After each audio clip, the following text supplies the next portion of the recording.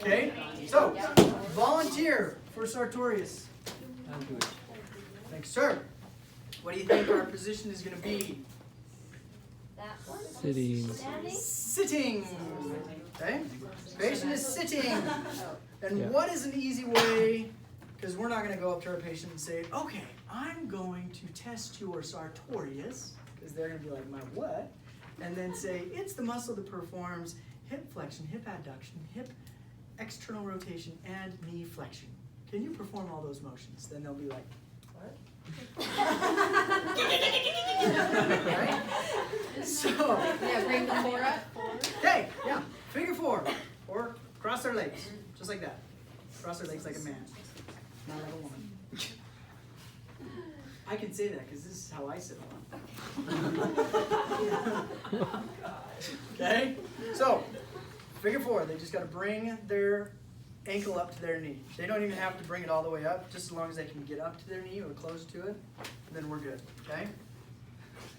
Well, he's not even doing it, so if he can't even get against gravity, what do I know right off the bat?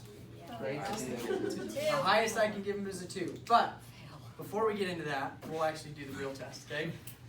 So, 4 motions I need to resist. I have to resist, and I only have 2 hands, so I gotta resist 2 motions at a time with either hand, okay? With my top hand, I'm going to resist hip flexion and hip abduction. So with this hand, I'm going to be pushing down and in. With my bottom hand, I have to resist external rotation as well as knee flexion. Okay, so with this hand, I'm going to be pushing him into internal rotation and trying to straighten his knee or extend his knee. Okay, so all together, after he's already done that, boop, yay, he can do it. Now I want to do the test. I'm going to actually put him about right there. I'm going to say, hold that position and don't let me move you. So hold there, don't let me move you down. And I try and push, and he's got it. Good. Okay. Little wavering at the. He did start to lose a little bit. I might give him a 5, but no 4 pluses. Okay. I'll give him the benefit of the doubt and say that he's a 5. Okay, because at the very end, the last couple seconds, he was actually able to hold pretty good.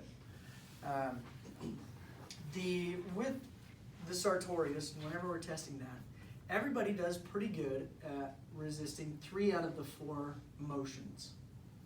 A lot of people forget the knee. Don't forget you're resisting knee flexion. Because a lot of people will come in, they've got their patient here, they're pushing in, they're pushing down, and then here they're pushing them into internal rotation. But they're not pulling them into extension. And if we're not getting that 4th motion, we're really not testing the Sartorius. Because it does perform all 4 motions, okay? The Sartorius might still be involved, but Sure. just not. But we're probably going to be testing more of the iliopsoas and the abductors than we will necessarily with the Sartorius, okay? So that's grades 3 out of 5. Okay. What about he can't get through full range like he was showing us at the beginning? I know I got to get him into a grade 2 position or a gravity minimal position. What do you think that's going to be? Supine. Supine!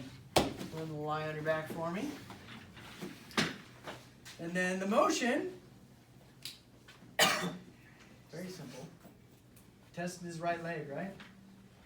Okay, can I cross his legs just like that? And I say, bring this heel up to your knee. Ta-da! Yay, okay?